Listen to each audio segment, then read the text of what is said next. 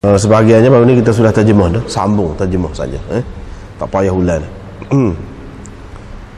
Hak ni pun sebenarnya sudah lalu belaka dah, babul udhrah. Sudah lalu belaka dah ni.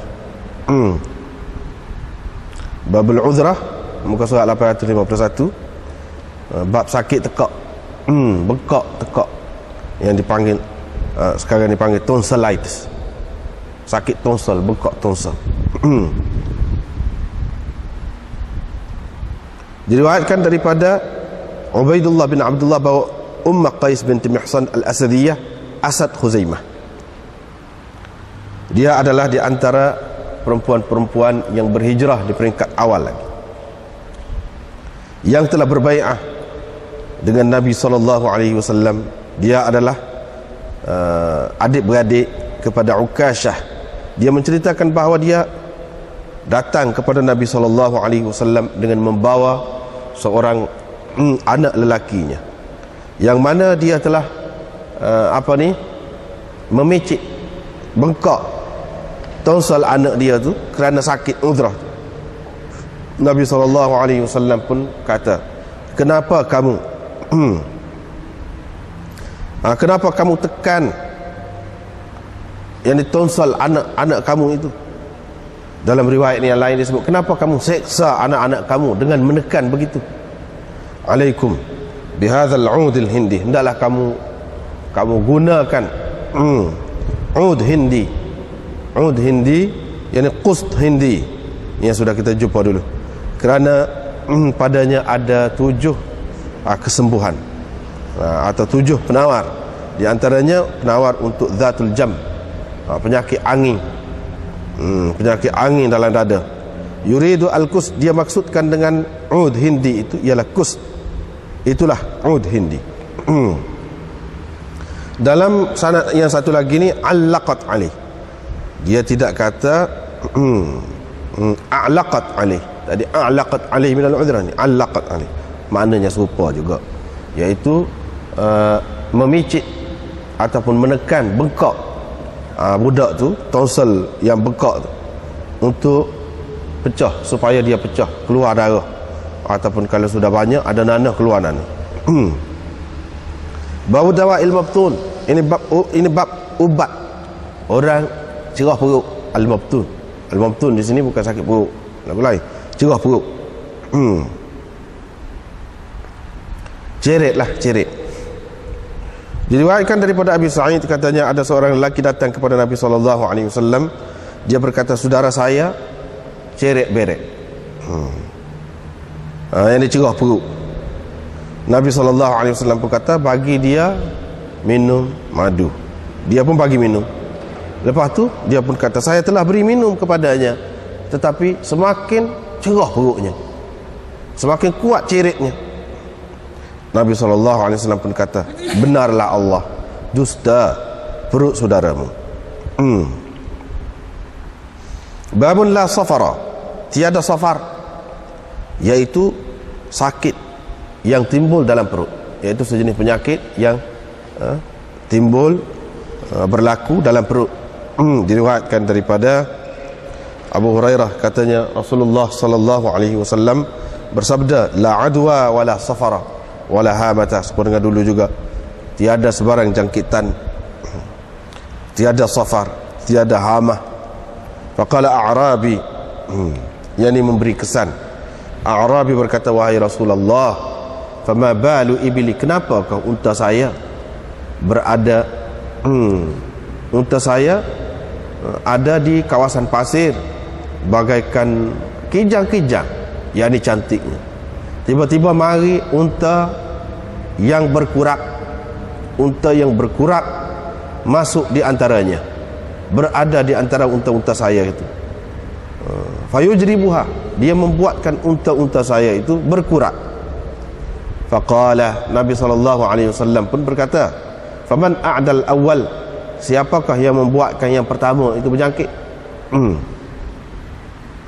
Babu zatil jam, ini bab penyakit zatil jam.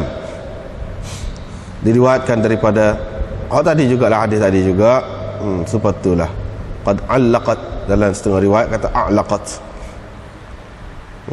Tak ada beza. Sikit-sikit je bezanya. Diriwayatkan daripada Anas bin Malik, katanya Rasulullah sallallahu alaihi wasallam mengizinkan untuk orang-orang Ansar, li ahli baitin minal Ansar, untuk satu penghuni rumah dari kalangan orang-orang Ansar untuk menjampi, mengizinkan untuk jampi kerana disengat binatang bisa, wal udhun, atau kerana penyakit telinga. Faqala Anas, kuwitu min dhatil jam. Anas berkata, saya telah diselarkan dengan besi panas. Min dhatil jam, kerana penyakit dhatil jam, yakni angin dalam dada. Rasulullah, ketika mana Rasulullah sallallahu alaihi wasallam masih lagi hidup. Wa syahidani Abu Talha dan Anas bin An-Nadhr dan Zaid bin Thabit menyaksikan saya yang dikenakan kai itu. Abu Talha lah yang menyelarkan saya dengan besi panah. Ini bab membakar tikar untuk disumbatkan, dengannya darah yang keluar, luka, untuk disumbatkan pada luka, ataupun untuk dilumurkan pada luka, disapu pada luka yang mengeluarkan darah. Diriwayatkan daripada Sahal bin Sa'ad As-Sa'idi, katanya bila pecah baidah, topi besi di atas kepala Nabi sallallahu alaihi wasallam, dan luka muka Nabi sallallahu alaihi wasallam, dan terserepih gigi depannya, raba'iyatu, gigi depan. Wa kana Ali yakhtalifu bil ma' fil mijan. Ali berulang alik membawa air dalam perisai. Fatimah pula datang membasuh mukanya, membasuh darah dari mukanya.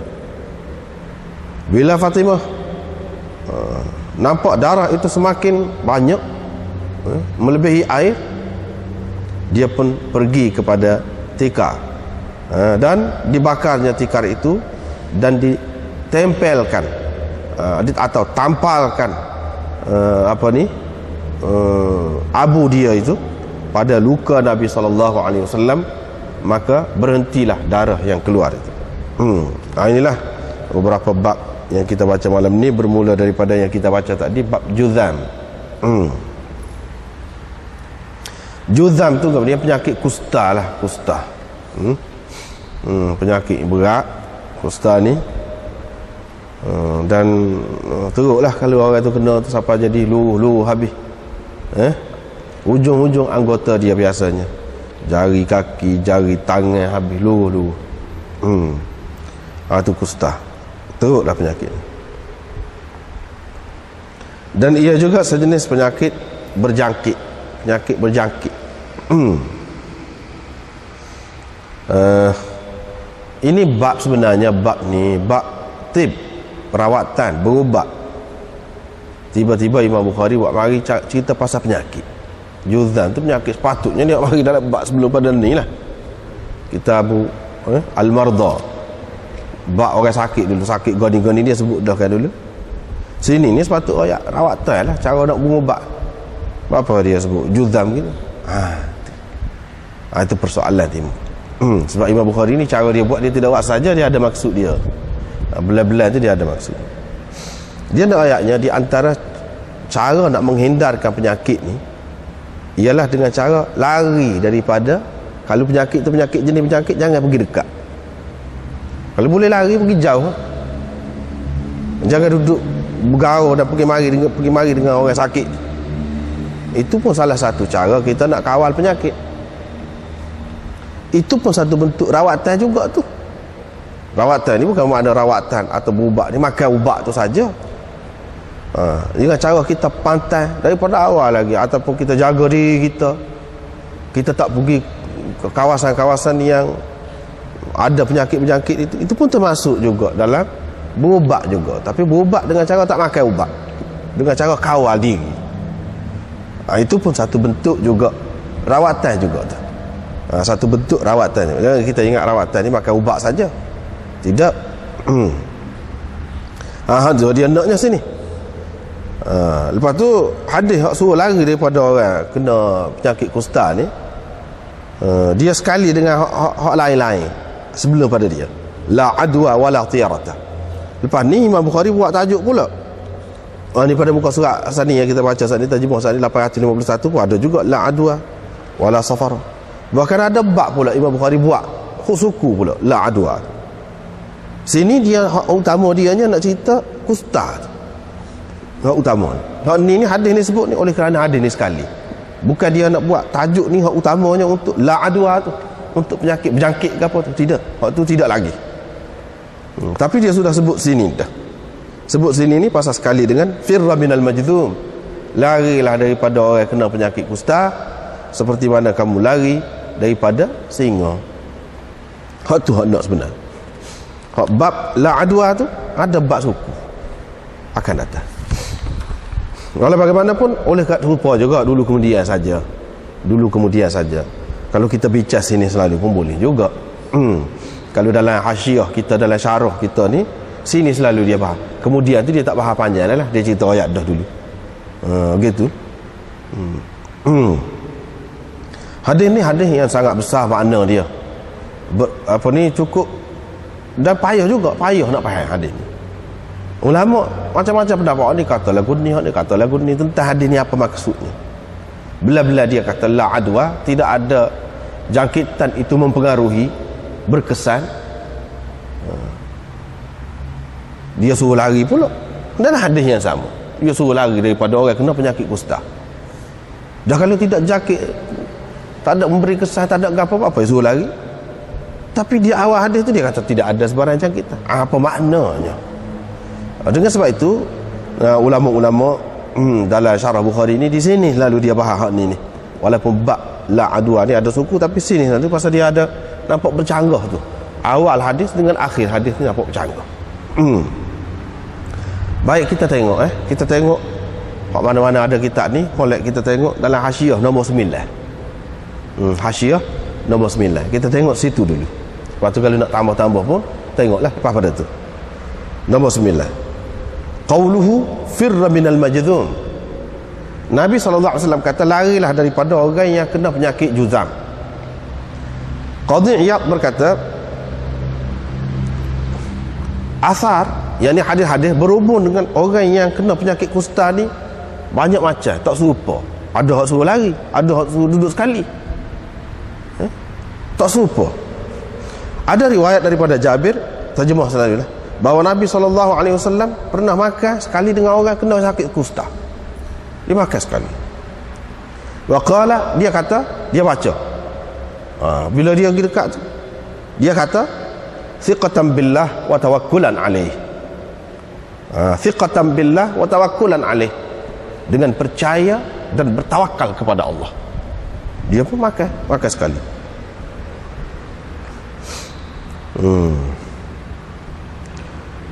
Kata Qadhi Iyad lagi, Sayyidina Umar dan sekumpulan ulama salaf berpendapat boleh makan bersama dengan orang yang kena sakit kusta itu. Dan mereka ni berpendapat bahawa larangan supaya menjauhi orang yang kena penyakit kusta itu sudah mansukh. Sudah mansukh. Dia kata gitu. Jadi hak larangan suruh lari, suruh apa itu sudah mansukh. Sebab apa? Nabi SAW sendiri makan sekali. Hak lain-lain, hak hadis-hadis lain hak berkenaan dengan suruh lari, suruh mengelak tu sudah mansukh belaka. Ni puak-puak ni kata. Misalnya ada seorang penyakit kusta tu nak bai'ah dengan Nabi SAW, Nabi tak beri mari. Tak sama marilah. Wayak ke dia, saya sudah bai'ah dengan dia. Dia tak sah solat seperti orang lain. Tu hadis tu nak suruh lari juga tu, mengelak juga tu. Tapi Demon ni kata hak tu semua hadis-hadis yang seumpama itu sudah mansukh. Ini di antara hadis yang khilaf tentang mansukhnya. Adakah sudah mansukh atau tidak? Sebahagian ulama kata tidak mansukh. Hadis ini masih lagi terpakai. Setengah ulama kata sudah mansukh. Seperti dia sebut sinilah.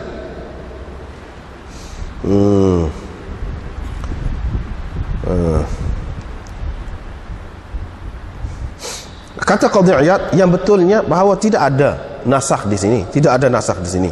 Bahkan kita mesti kena kumpulkan di antara hadis-hadis yang nampak bercanggah. Kita cuba jamak, dia kira kita cuba jamak, cuba sesuaikan. Kalau boleh, selagi boleh, kita kena sesuaikan hadis tu. Tak boleh mudah-mudah kita nak kata dia sudah mansuh, tak boleh lagu tu. Misalnya dengan kita mengatakan hak perintah supaya menjauhkan itu alal istihbab, bukan wajib. Suruh lari, suruh mengelak diri itu molek kalau kita mengelak diri, bukan mesti kena mengelak diri, bukan mesti. Dan hak makan itu pula hadis yang menunjukkan Nabi SAW makan. Begitu juga sahabat ada makan dengan orang kena penyakit kusta tu, menunjukkan harus. Jadi kedua-duanya boleh pakai. Ini kata mereka. Habislah hak Qadhi Iyad sebut. Orang lain pula sebut, dia kata pendapat yang ketiga, iaitu tarjih ni maknanya dia tidak kata salah satu daripada dua hadis ni, dua kelompok hadis ni dah mansuh, tidak. Boleh pakai juga, cuma dia tarjihkan hak ni. Dia tarjihkan hak ni. Sebagian ulama tarjihkan hak kita kena mengelak diri, kena menjauhkan diri daripada orang kena penyakit kusta. Dia tidak kata hak makan sekali ke apa tu mansuh dah, dia tak kata mansuh. Cuma dia tarjih hak ni untuk diamal boleh hak ni. Dia kata. Setengah ulama pula kata dia tarjih hak tu pula. Hak tidak menjauhkan diri daripada orang kena penyakit kusta, makan sekali gaul ke apa tu. Hak tu dia tarjihkan hak tu. Bukan dia kata hak ni, hak mengelak ni sudah masuk dah, tapi untuk diamal baik hak tu. Ini pendapat yang ketiga. Masing-masing ni apa yang dia kata hak ni dia tarjihkan hak ni pula tarjih hak ni, apa? Masing-masing ada penilaian dia sendirilah. Di antara cara menilainya yang menyebabkan orang ni sokong hak ni, orang ni tarjih hak ni, orang ni kata tarjih tu maknanya hak ni lebih kuat lah, lebih kuat. Sebab apa? Di antaranya ialah hadis hak ni bagi dia lebih banyak daripada hak ni, atau hadis hak ni lebih sahih daripada hak ni. Itu diambil kira semua tu. Diambil kira semua. Tetapi ini sekadar mana perbincangan tentang hadis lah, tentang hadis. Dari segi akibat dia, hak tu dia tak ambil kira. Dia tak ambil kira. Hak tu serah pada masing-masing. Serah pada masing-masing. Akibat dia tu kena faham macam mana, dia kena tengok pada pendapat lain pula, tak padan dengan hak tu. Tak padan dengan hak tu.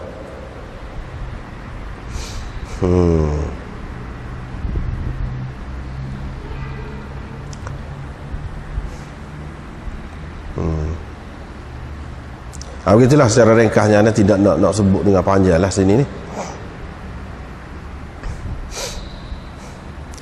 Dia sebut panjang lagi, tapi kita nak pilih-pilih saja.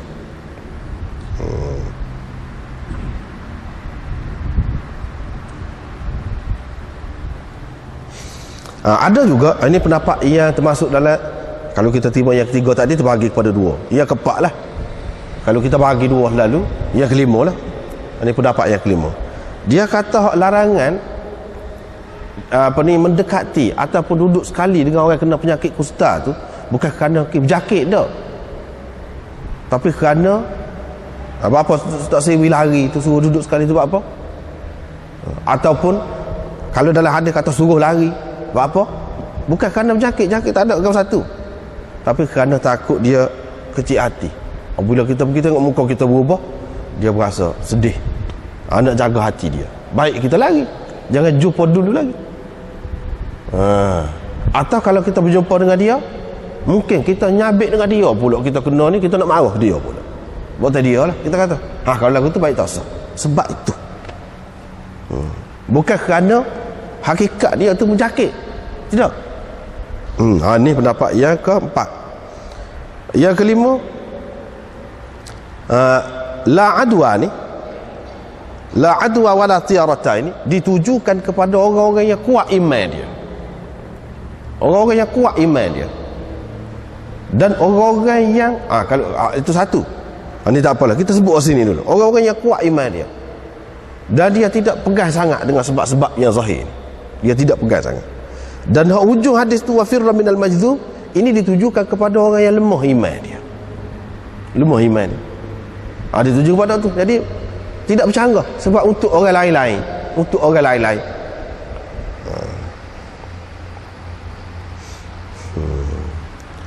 Yang kelima, yang keenam,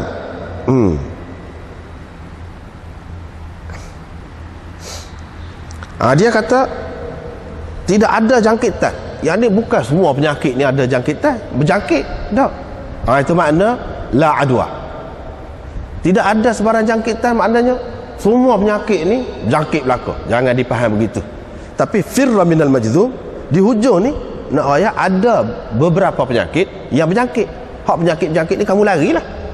Hak penyakit tidak jenis penyakit yang tidak berjangkit tu tak payah lari. Hak penyakit yang kamu tahu jenis penyakit, larilah. Cubalah mengelak diri. Ni pendapat yang kena. Jadi maknanya penyakit macam juzam dan lain-lain yang dipastikan penyakit, hak tu jangan kita mendekati pesakitnya. Jangan kita mendekati pesakitnya. Tidak bercanggah. Yang bahagian yang pertama tu la adwa, dia kata tidak ada jangkitan. Nak ayat bukan semua penyakit ni berjangkit. Jangan kita takut untuk pasal. Itu yang keenam. Ana pilih-pilih ni.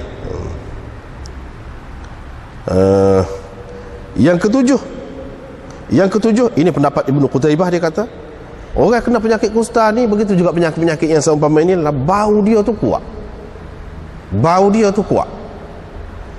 Oleh kerana bau dia tu, boleh jadi orang-orang yang duduk dekat dia, kerana bau dia yang kuat tu, dia jadi lemah jiwa dia, dan dia kena sakit.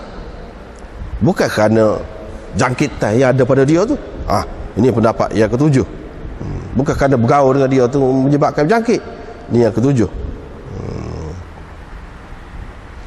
Jadi tidak bercanggah juga awal hadis. Awal hadis tu makna jangkitan tu tak ada. Yang adanya kerana kesal lain, iaitu kerana dia bau busuk sangat kau, kerana dia takut kau, risau sangat, menyebabkan dia jadi sakit juga. Ini yang ketujuh.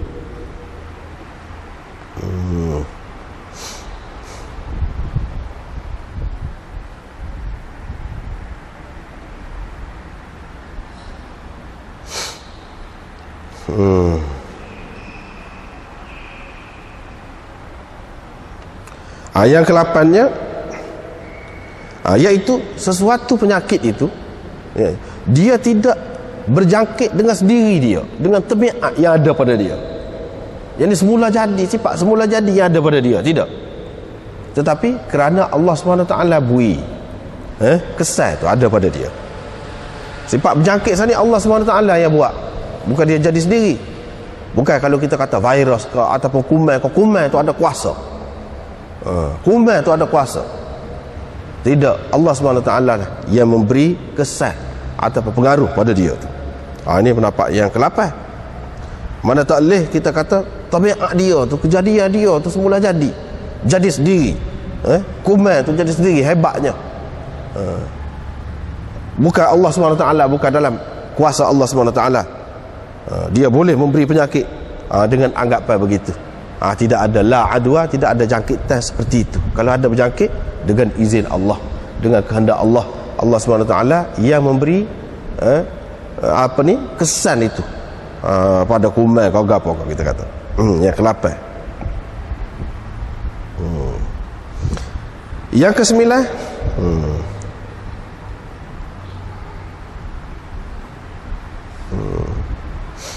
yang ke-9, dia menafikan jangkitan tu sendiri, mana sebagai muathir, sebagai memberi kesan. Tetapi firra minal majzum, hujung hadis ni dia menyabitkan jangkitan tu sebagai sebab. Mana sebab ada, tetapi jangan kita anggap sebab itu sebagai segala-galanya. Tetapi sebab ada. Apabila ada sebab, boleh jadi berlaku musabab dia tu. Dengan sebab itu dia suruh lari. Sebab iaitu penyakit ni penyakit berjangkit. Tapi kita nak kata dia berjangkit tu, nak berjangkit tu dengan sendiri dia, bukan dia tu merupakan sebab, tidak. Beza tu. Kalau sebab Allah SWT buat, kalau dia tidak sebab, makna dia illat lah kita kata. Seperti kita sebut dah baru ni, kalau illat tu satu-satunya, ini kuman ni buat kuman ni saja jadi gini. Kalau tidak, tak boleh jadi lagu tu. Tak boleh anggap lagu tu. Itu sebagai salah satu sebab. Ini yang ke-8.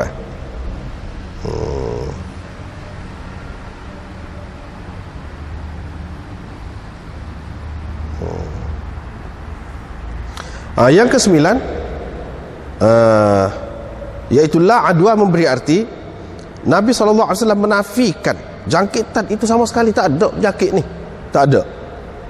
Tetapi hak dia suruh pula, kemudian suruh lari tu, hak ni untuk nak menghilangkan hasmul maddah dia panggil, ataupun saddal lidzari'ah, untuk mengelak orang-orang daripada macam-macam timbul prasangka dan anggapan macam-macam yang tak betul tu. Dia nak elak tu. Ini yang ke-9. Jadi banyak yang kita sebut tadi, pendapat-pendapat ulama tu. Pendapat-pendapat ulama tu.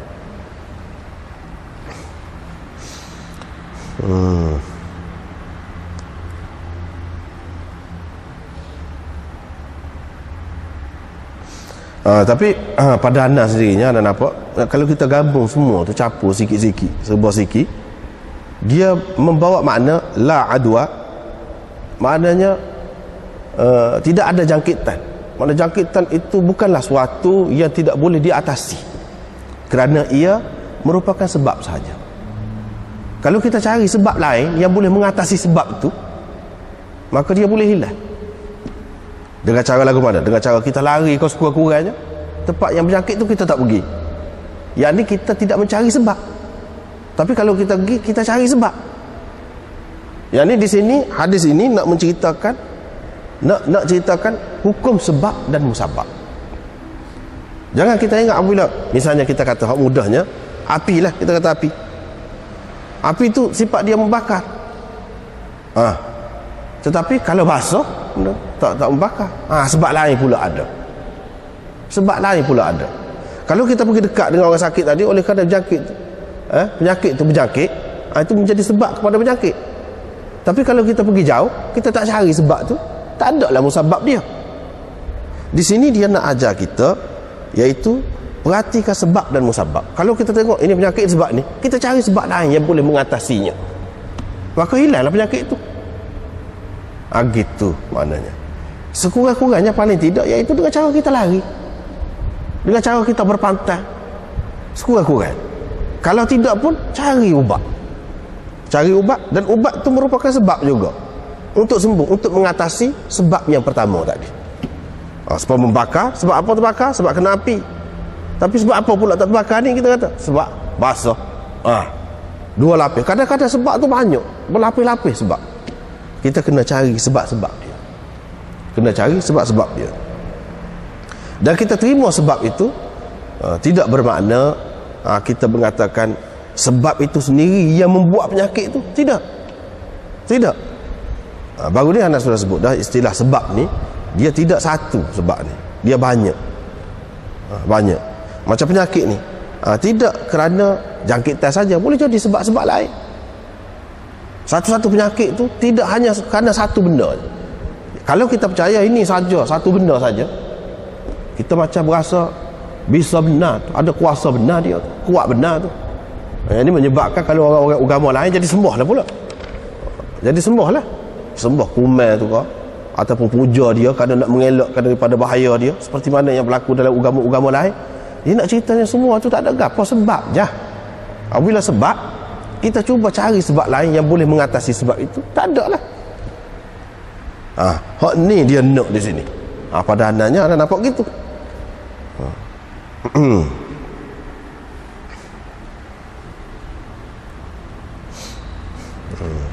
Bermakna kalau kita kata sebab saat ni, kalau kita kata mesti penyakit ni ada, kalau orang kusta ni kena lalu, tak. Lepas tu kalau doktor pergi merawat dia, sebab apa tak kena doktor tu? Kalau setiap orang kena kak, la adwa ni maknanya nak rakyat tidak semestinya bila ada sebab tu ada musabab dia. Boleh jadi ada penghalang dia yang menyebabkan musabab itu tidak berlaku. Misalnya orang tu sihat apa?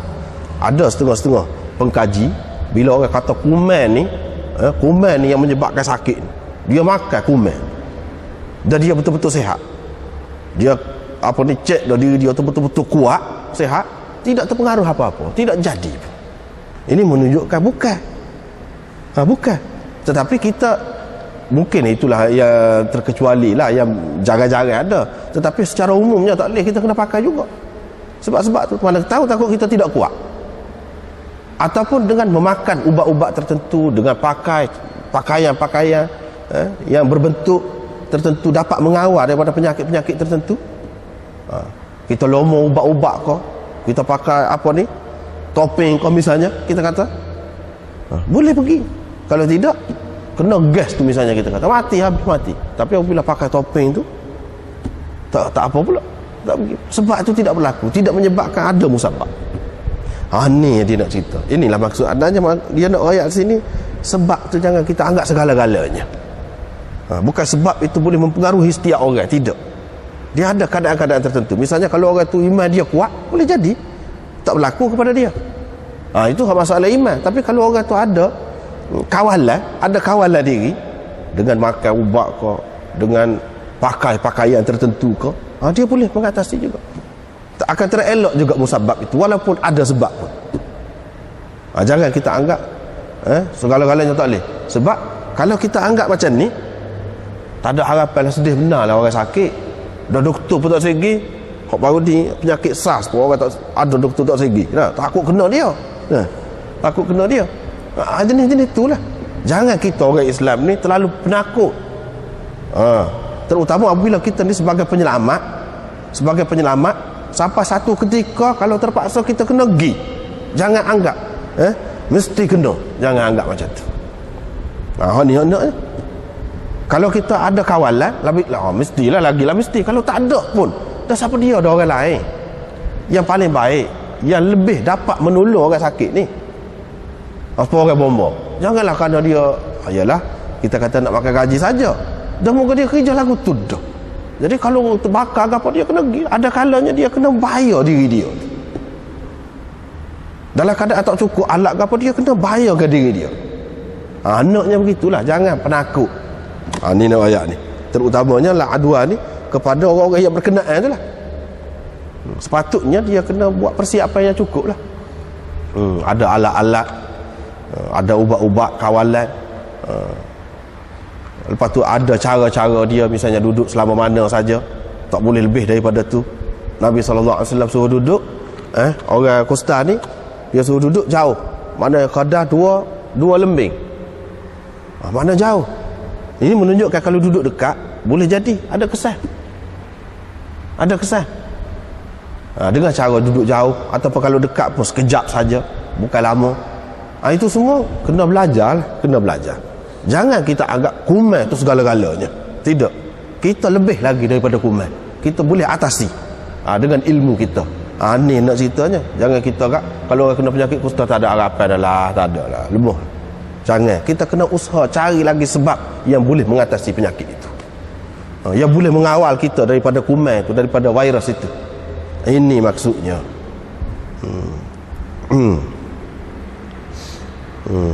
Kalau kita faham molek ni, dia bukan melemahkan semangat kita, tetapi menguatkan semangat kita lagi. Dan Nabi SAW kata, bagi orang yang tak ada apa-apa, tak segi senang, tak segi. Tapi bagi orang yang nak merawat, semestinya dia pergi. Dan memanglah kalau belajar cara dia adalah cara-cara dia. Nak pergi dekat orang sakit ni macam mana, nak pergi dekat orang sakit gua ni macam mana cara dia. Itulah sepatutnya kena macam tu. Sebab orang-orang dulu dia anggap jangkitan ni misalnya kerana kuman kau, kerana apa-apa kau, jadi tak boleh diatasi dah. Tidak, kita Islam tidak kata begitu. Wala tiyarata, tidak ada burung mengambil sempena baik dengan burung. Macam-macam ni pun dunia ni. Kalau di India, dia ada atas-atas jambatan, tepi-tepi jalan tu, dia ada orang nak tahu nasib dia dengan musim burung serindik, burung kakak tua, macam-macam ada lah. Dia ada lah buat cara dia tu. Dia nasib awak tak boleh buat kerja benda ni. Kalau nak nikah dengan orang ni tak boleh. Pasal apa? Tidak membawa keuntungan, kata dia. Tak boleh lah, tak boleh. Ambil sempena baik atau sempena buruk dengan burung, tak boleh. Misalnya orang zaman dulu dia kata kalau burung tu meletah, dia keluar nak pergi berjalan tu, burung tu meletah pergi arah kiri, tak molek. Tapi kalau burung meletah arah kanan, dia ambil benda-benda macam tu, dia tak tahu mana sebab tu. Dia tak tahu mana. Jangan kita faham begitu. Ada soal lagi faal ni mengambil sempena baik daripada sesuatu. Waktu Nabi SAW bagi sempena buruk ni dia tak boleh. Tapi pada hakikat sebenarnya faal tu pun dia tak sah juga. Cuma kalau nak juga, biarlah kita ni bersikap optimis. Allah kemolek. Kalau Allah kemolek nampak benda ni, ini tanda baik. Biar mau baik semua kita ni, harapan baik semua. Ni misalnya orang-orang tua kita kata, tengok laba ada apa ni? Ni rama mari dalam rumah. Dia kata ada orang nak mari. Tu termasuk dalam ni juga tu. Tak ada apa tu. Tetapi kalau Allah kemolek lah, tak apa. Allah kemolek dalam mana? Kita tidak jadi sangka buruk kepada orang mari tu, orang mari membawa celaka kepada kita ke. Tak ada sangka buruk. Tetapi Allah kebaik saja. Apa yang Nabi SAW naknya, iaitu biar kita di optimis, jangan pesimis. Jangan anggap daripada benda ni Allah kau tak molek, tak jadi kerja belaka lah kalau lagu tu. Kalau Allah kalau nak ambil kira pun Allah kemolek.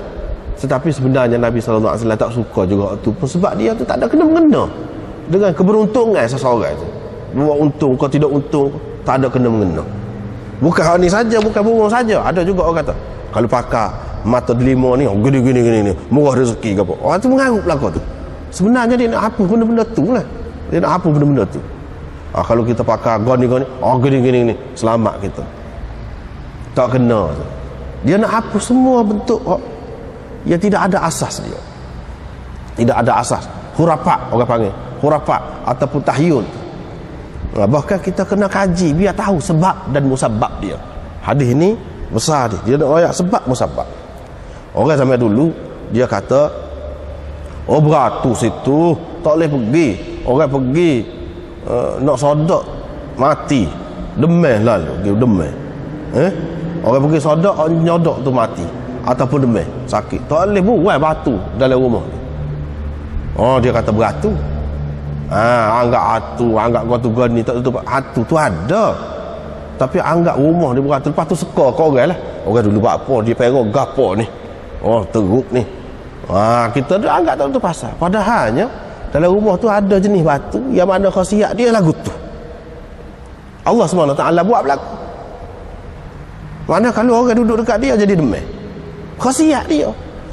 Khasiat seperti khasiat kayu tas misalnya. Apa yang rima takut tu? Allah SWT berlaku yang buat. Kayu lain yang besar lagi pun dia tak takut. Apa? Dia ada khasiat yang kita tak faham. Kita kena kaji apa sebab. Kita kena kaji. Jadi hak ni pun batu tu yang jadi sebabnya, bukan hatu.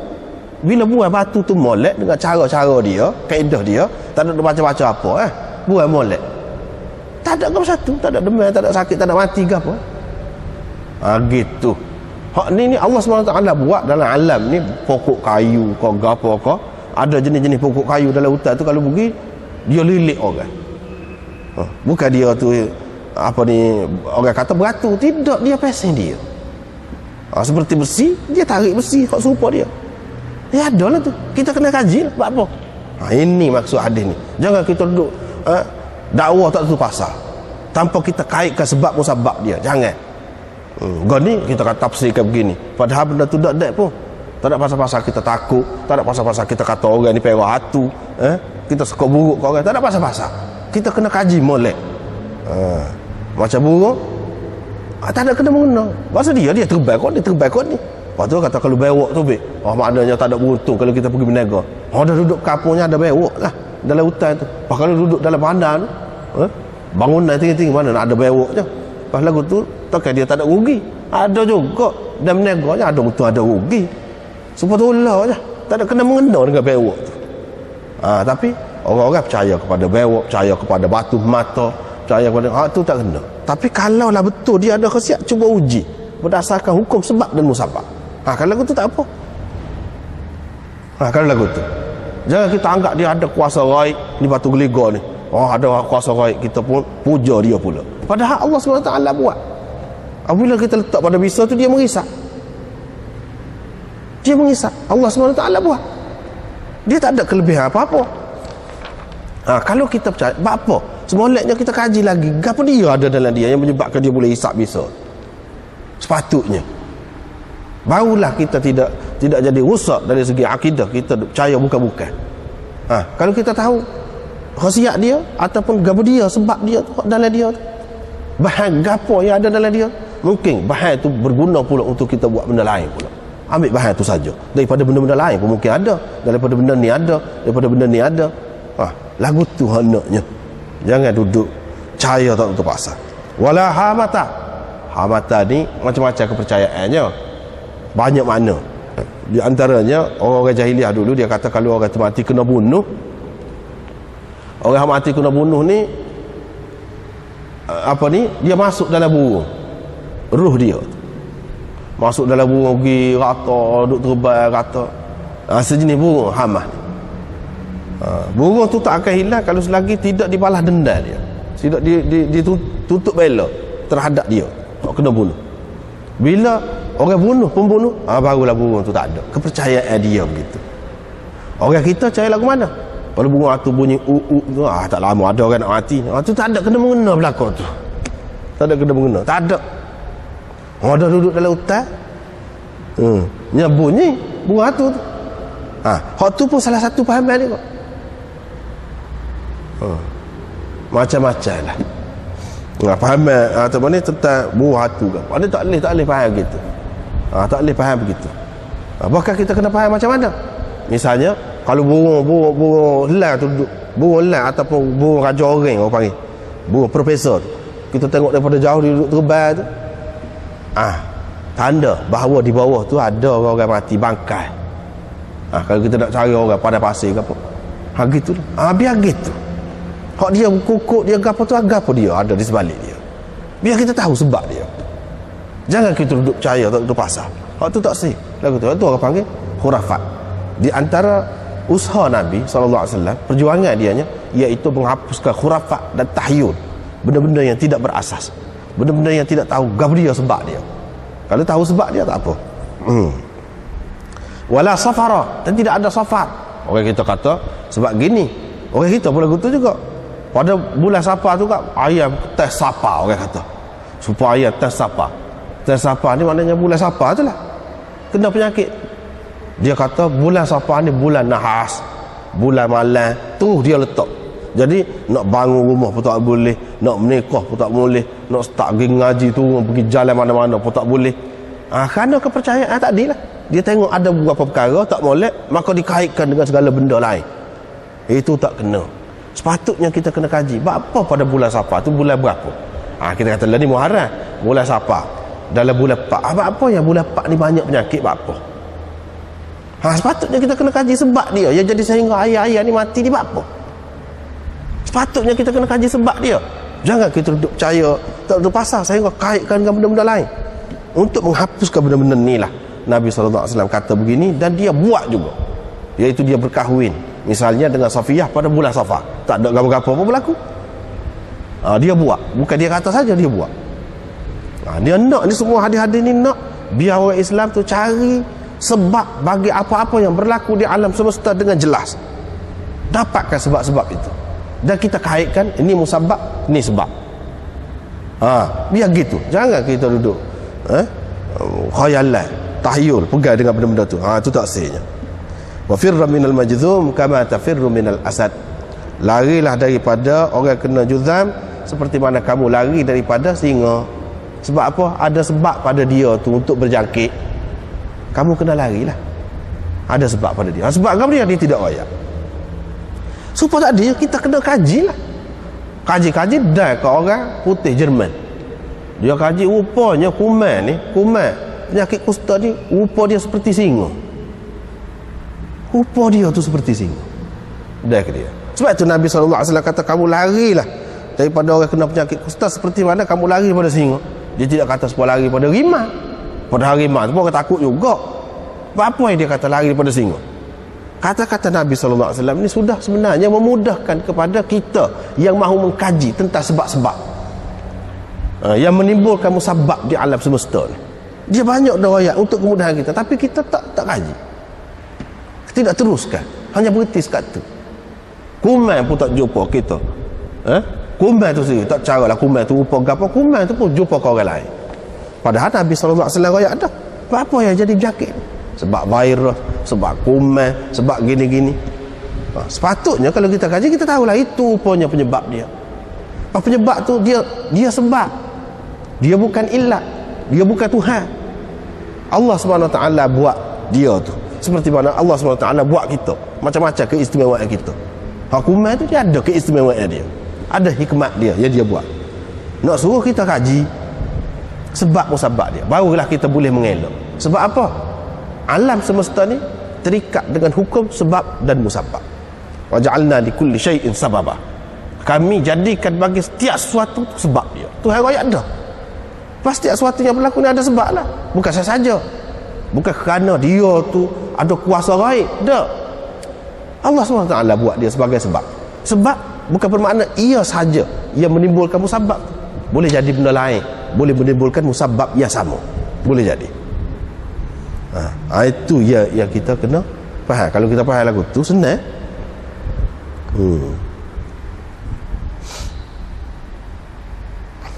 Bukan bermakna sini menunjukkan Nabi SAW sudah mengingatkan kepada kita ada jenis-jenis ni makhluk halus lah, kita kata makhluk halus seperti bakteria, kuman-kuman ni, virus ni yang boleh berjangkit ni, melalui bersin kau, melalui darah kau, macam-macam. Dia suruh kita beringat. Ni isyarat dah ni, isyarat. Lepas tu Nabi SAW tak boleh pergi ke tempat yang kena ta'un, kena penyakit berjangkit, dia tak boleh pergi. Hak mana ada situ, dia suruh duduk situ, jangan tubik daripada situ. Supaya apa? Supaya mudah dikawal. Isyarat sudah ada dah tu. Ni jenis penyakit. Kalau bawa pergi ke lain, keluar seorang, habis hak lain pula belakang. Lepas tu hak ni kalau pergi sana, kenalah mengikut hukum sebab dan musabab. Tak boleh lari hukum sebab dan musabab ni. Sebab tu ulama-ulama kita kata hukum sebab dan musabab ni bukan dalam dunia saja, sampai ke akhirat hukum sebab dan musabab. Cuma kita saja tak nampak. Kita nampak sebab musabab ni hak dekat. Tak. Sebab apa kita masuk syurga? Sebab kita baik, sebab kita Islam. Sebab itu Imam Ghazali dia bahas, dia kata hukum sebab musabab ni berlaku bukan hak ni saja, bukan dalam dunia saja. Kalau kita nak anak, kena menikah, kena bersetubuh, dah cukup sebab-sebab dia untuk lahir anak, lahir. Kalau kita nak anak tapi kita tak nikah, kita tak cari sebab dia, tak boleh.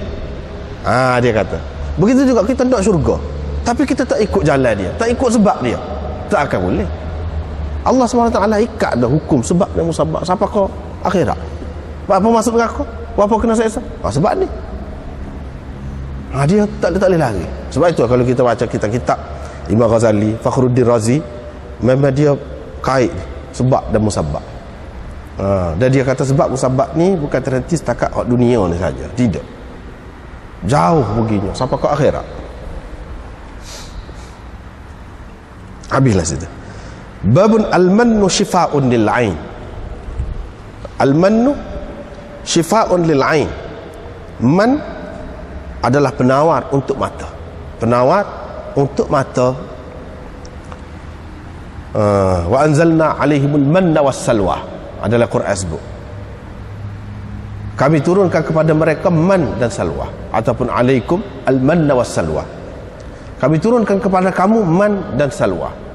Puak-puak Nabi Musa dulu, Nabi Musa bila lari dengan puak-puak dia tu, lari jemeran laut Kulzum tu, pergi duduk di satu kawasan yang tidak diketahui oleh puak-puak Fir'aun. Di situlah dia duduk berapa lama? 40 tahun. 40 sanatan yatihuna fil ard. Duduk situ 40 tahun. Nabi Musa duduk agak dia, duduk didik puak-puak dia, asuh puak-puak dia yang lama sudah jadi hamba abdi, berabad-abad lamanya, teruk dah. Teruk, tak boleh dia duduk kalau sekali dengan tua-tua dia, puak-puak Qibti ni tak akan naik. Dia kena wagi suku. Apabila wagi suku tu, Allah SWT ni hikmat dia nak menyatakan mukjizat Nabi Musa, dia beri dua perkara, man dan salwa. Macam-macam lah pendapat ulama gapo dia man itu. Salwa tu burung lah. Burung tu kira-kiranya burung macam burung puyuh. Man iaitu sejenis macam salji yang turun dan dia melekat pada daun-daun kayu ataupun pada batu-batu yang licin, dia melekat di situ macam beledar gitu. Dia lekat. Hak tu lah dia orang makan. Makanan asas dia hak tu je. Kalau nak kira tak sedap mana. Apa sebab Imam Bukhari buat mari tajuk ni? Dia nak ayatnya faktor pemakanan ni penting dalam kesihatan. Walaupun makanan tu simple, nampak tak sedap mana, tapi dia baik untuk kita. Sebaik-baiknya kita ambil waktu lah. Tapi tabiat manusia ni dia kata yukhrij lana min baqliha wa qithaiha wa fumiha wa adasiha wa basaliha. Dia kata, "Hai Musa, ni pelik ni. Selalu mari semacam ni. Man ni turun semacam ni.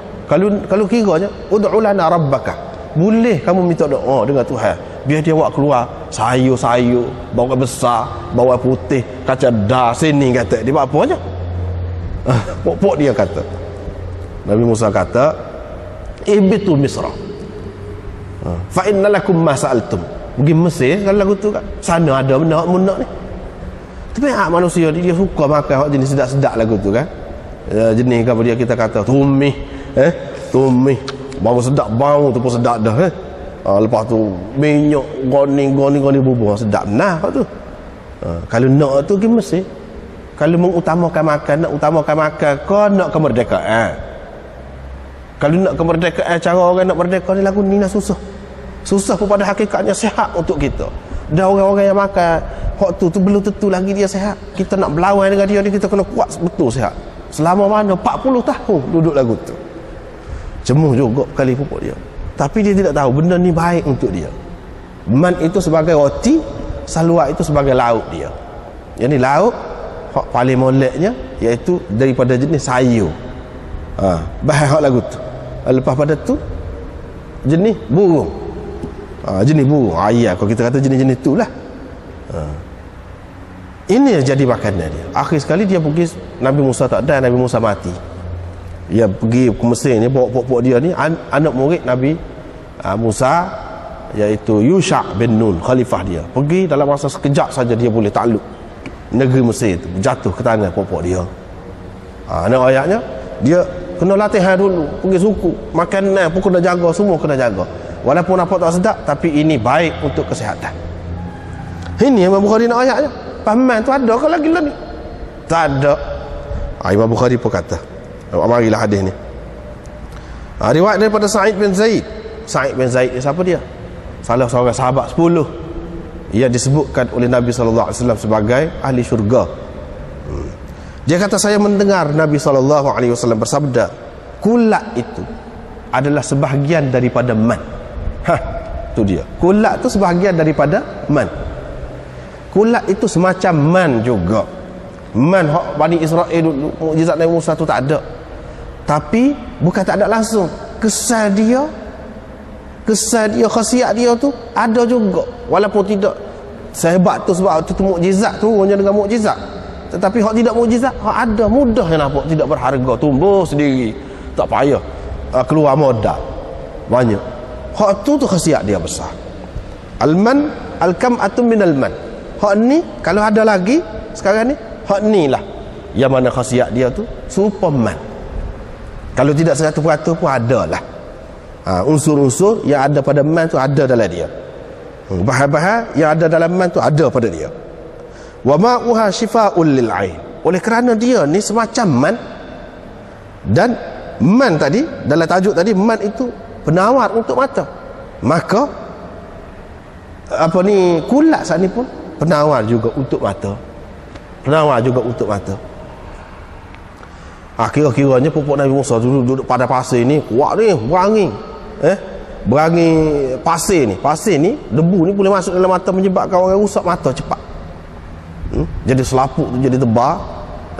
Dan macam-macam boleh jadi sakit mata. Tapi dengan ada man ini, penawar makan, melalui makan tu sendiri dia dapat hilang penyakit tu.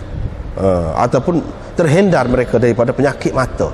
Ia sangat apa ni, terdedah orang-orang yang duduk di padang pasir. Apa dia kata kulat ni? Syifa lil ain, penawar untuk mata. Penawar lagu mana? Dalam hadis-hadis dalam Tirmizi misalnya, Abu Hurairah dia perah 45 pucuk kalau kita panggil 45 batai lah kita kata, apa ni, kulat sana, ataupun 7 dia sebut dalam Tirmizi. Dia perah air dia simpan dalam botol. Lepas tu ada seorang hamba perempuan sakit mata, dan mata dia tu jadi rabung dah. Sebab apa? selaput naik. Abu Hurairah bubuh, sembuh. Ni pengalaman sahabat dulu. Pengalaman hak kemudian pula kalau kita baca sini, tepi ni pengalaman Imam Nawawi sendiri dan ulama-ulama, dia kata memang sembuh. Ni kalau kita ada kitab ni, cuba tengok tepi ni. Tepi ni setengah ulama kata dia memang dia ni asas kepada ubat mata, tapi tidak semestinya guna dia saja. Boleh jadi penyakit-penyakit mata yang tertentu tidak sesuai dengan dia saja, kena campur dengan celak kalau misalnya batu celak tu, atau kena campur dengan benda-benda lain, boleh jadi. Tak mesti dia tu saja. Tetapi setengah ulama kata tak, dia saja pun memadai. Inilah yang Imam Nawawi kata ni. Cuba kita tengok tepi ni.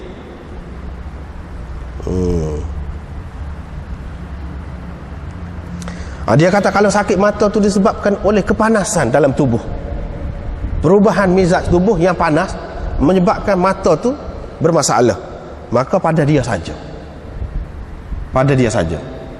Tetapi guru anak dulu sebut, anak masa mengaji Bukhari dulu, dia kata awak jangan guna tak tutup pasal, kata dia.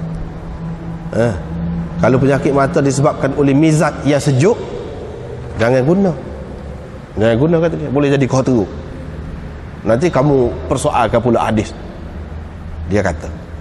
Tapi di sini dia kata kalau sakit tu disebabkan oleh kepanasan mizaj tubuh manusia, memang tak apa, baik, dia saja pun tak apa. Tetapi kalau kerana sejuk ataupun lain-lain, ni Imam Nawawi kata dia kena murakab, kena campur dengan bahan lain. Tapi Imam Nawawi kata hak betulnya dan sawabnya iaitu air dia tu saja syifa lil ain mutlaqan, secara mutlak, tak usah duduk bahas lah.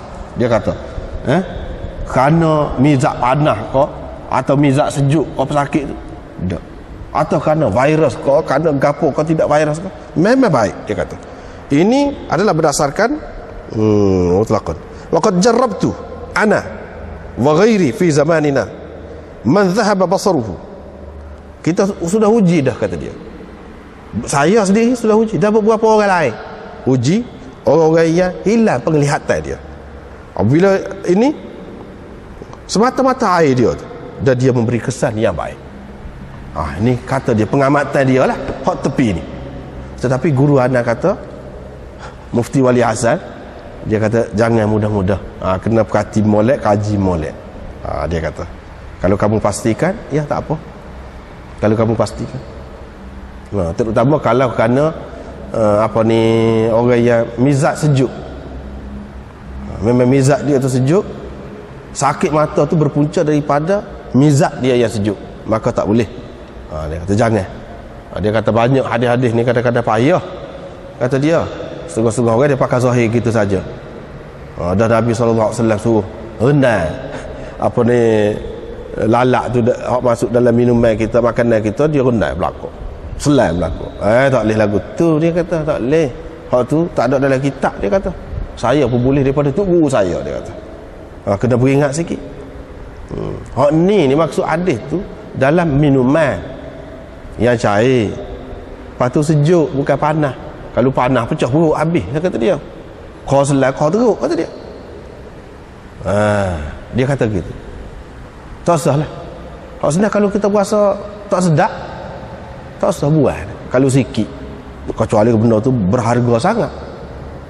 Hak dalam hadis sebut tu memang betul, tetapi cara dia tu, dari segi pelaksanaan kita nak guna tu macam mana, itu masalah.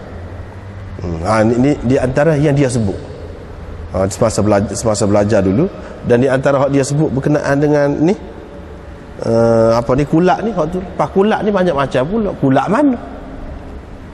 Semua kulak tu beracun. Kena ambil kira, bukan secara mutlak ni. Kulak mana? Secara umumnya ulama-ulama mengatakan kulak hak putih lah, hak sepa payung tu kah, ataupun hak ujung dia sepa kuntum bunga melor ketika belum pecah tu. Seperti tu. Hak tu dah putih warna dia, hak tu molek lah, hak tidak beracun. Kalau hak beracun, kena guna benda lain pula nak menghilangkan racun dia tu. Di antaranya satu bahan yang dipanggil sa'tar. kena guna tu yang disebutkan oleh ulama. Baru hilang. Tak boleh guna tak tu kalau mungkin kalau hak beracun dengan campur bahan-bahan tertentu dia jadi hilang racun dia tu, ada penawar pula, boleh jadilah. Tapi nak ceritanya zaman lalu ni orang buat kajian terhadap kulak ni kan, kulak ni sehingga timbul boleh meniaga pula dah. Kulak tu macam-macam pula penyakit boleh dirawat dengan dia. Tak tahulah sejauh mananya, tapi nak wayaknya siapa tahu tu hak Nabi SAW wayak ni. Kalau kita kaji, buat kajian dan kita usaha selidik, dia boleh dikembangkan, memudahkan kita untuk nak cari penawar. Tak payah kita pergi sebab kita pergi dalam hutan nak cari hak mana satu ni, banyak ni. Bila dia royak kita pergi cari 7 saja, senang. Buat kajian atas hak tu, tak ada banyak kerja. Sebab buku, kedai buku banyak, tak tahu hak mana, kita tak erti. Pergi dalam kedai buku banyak ni pun nak pilih hak mana, susah. Tapi kalau kita dengar orang yang pandai royak, buat paling molek, pergi cari tanya hak ni, atau pergi cari tengok hak ni. Dalam banyak-banyak tak pening kita. Ni buat susah, habis masa, habis tenaga. Kita nak cari sendiri, kita pandai setengah mana. Lebih baiklah kita ambil hak dia royak dah. Cuba tengok orang-orang kafir yang cuba selidik, buat kaji selidik, siapa dia boleh meniaga kata negeri, siapa keluar negeri. Tengok atas hak Nabi SAW royak, dah dia juga. Padahal di antara khasiat yang besar untuk mata, dalam buku yang anda sebut baru ni, buku Perubatan Nabi SAW tu, dia sebut pada masa adanya penyakit wabak ni, mata ni kan, sakit mata ni, di Pakistan diuji 100 orang pesakit dia ambil, tak bui ubat lain, bui air ni 2 hari siap 100 orang dia uji. Boleh uji tu, boleh terang tu kalau lagu tu. Ni hak wabak lah, hak penyakit mata yang disebabkan oleh virus. Boleh uji lah, boleh terang. Hak semoleknya kita, mana orang-orang yang bahagia dia lah, hak bidan dia, bahagian kimia, bahagian gapo tu dia kaji, cuba kaji. Dalam buku tu pun dia gapo dia bahan yang ada dalam apa ni, kulak tu saja. Bahan-bahan yang ada. Bahan ni lah yang membuatkan orang ni, virus ni, antivirus ada dalam dia. Bahan ni lah yang membuatkan baik untuk benda ni. Dia royak. Ini setelah dikaji. Sepatutnya orang kita pun kena buat kajian begitu juga. Syifa lil ain. Selain daripada tu banyak lagi lah khasiat-khasiat untuk penyakit-penyakit yang lain. Tetapi ada juga kalau banyak guna tak tu, kalau dia kau jadi sakit, ada sesak nafas ke apa, boleh jadi juga ni. Dengan sebab itulah benda merawat, berubat ke apa ni, dia kena merujuk kepada orang yang ahli lah. Senang begitu. Jangan kita mandang-mandang kita tak sakit mata pun, dah Nabi SAW kata kulak ni bagus, makan kulak dan hari. Tak tengok dah mizat kita disesuai ke tidak. Kita ni jenis nyejuk dah semua pun, kau makan hak tu, jadi penyakit getah pula, jadi sesak nafas macam-macam. Dan dia ni kalau makan banyak boleh jadi semelik ni, payah hadam, boleh jadi semelik. Jadi kita kena tahulah sebelum pada kita nak guna tu, kita kena tahu gapo dia khasiat dia, gapo dia hak tak molek dia, dalam keadaan lagu mana tak boleh guna. Kalau nak guna untuk merawat dia, memulihkan dia tu, guna lagu mana, dengan bahan apa, kita kena tahulah tu. Sekurang-kurang tu. Kalau nak makan pun, molek pun, kalau main anak hari tidak sesuai dengan kita, tak boleh juga. Tetapi ini adalah satu peluang lah untuk pengkaji-pengkaji. Bila disebut-sebut ni kan, macam kus disebut, macam kulak disebut, madu disebut, habbatus sauda disebut, sepatutnya kena kaji, terutama habbatus sauda tu, sebab dia kata penawar kepada semua penyakit. Bahawa orang ni makan, dia sakit, tak siap. Lagu mana? Nabi SAW tetap benar. Situ nak kepada kita kaji. Ni kita jumpa Nabi SAW bagi madu, bagi sekali tak siap, bagi 2 kali tak siap, bagi 3 kali baru siap. Maknanya dia ada dos dia tu. Kalau kita makan terlajak banyak pun tak boleh juga. Sebab tu doktor tu dia tahu sekat ni jangan makan lebih pada tu, dia kata. Atau kena makan berhabis ni, jangan makan kurang pada tu. Kalau makan kurang pada tu boleh jadi tak jadi. Inilah bendanya. Nabi SAW dia tahu. Sebab tu dia beri lagi. Kita kadang-kadang bila tak jadi kau berat tu nampak ni, kita takut pakai berhenti. Tak jadi, kita nak tahu macam mana orang ni penyakit ni kena banyak mana, berapa butir, berapa kali makan, berapa hari. Kita nak tahu macam mana. Orang tu kena kaji tu. Atau dia saja kau kena campur dengan benda lain, kena kaji. Gitulah. Lepas pada tu ni tak ada gapo ni dari segi sanad ni. Syu'bah kata bila lamma haddatsani bihil hakam lam unkirhu, bila hakam cerita hadis ini saya tidak menafikan, saya tidak menolak riwayat Abdul Malik. Saya tidak menolak riwayat Abdul Malik sebab dia Syu'bah ni dalam riwayat Bukhari ambil, dia kata ambil daripada Abdul Malik. Abdul Malik ni dia tua dah pada masa tu. Jadi takut-takut dia keliru ke mana. Imam Bukhari kata melalui sanad yang lain, Hakam ni juga ambil daripada Ammar bin Huraith selain daripada Abdul Malik. Jadi Hakam ni orang kuat. Bila Hakam pun cerita lagu tu juga, jadi saya tidak ragu. Ini masalah hadis lah, masalah hadis, ilmu hadis. Babul ladud, ini bab ladud.